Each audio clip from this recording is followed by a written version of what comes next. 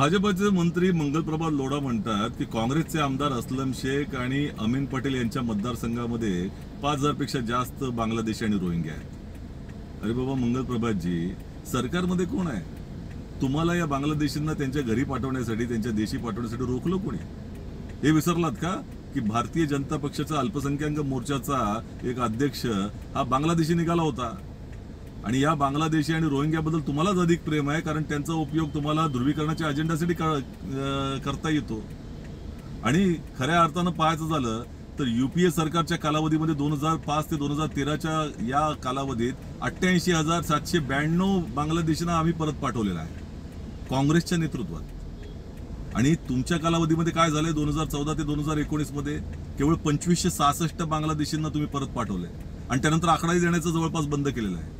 आणि तो मग कुठला आकडा आलाय तो 2021 ला जवळपास 246 आणि 2023-24 ला 411। म्हणजे बांगलादेशींना या देशामध्ये ठेवण्याचं काम हे तुम्हीच केलेलं आहे ना। मग तुम्ही ज्या पद्धतीची अकार्यक्षमता या कालावधीमध्ये दाखवली आणि मंगलप्रभात लोढेजी सरकारमध्ये बसून तुम्ही काय करतात याचं उत्तर द्या आणि पहिल्यांदा राजीनामा तुम्ही द्या, वाट बघू नका, तात्काळ देऊन टाका।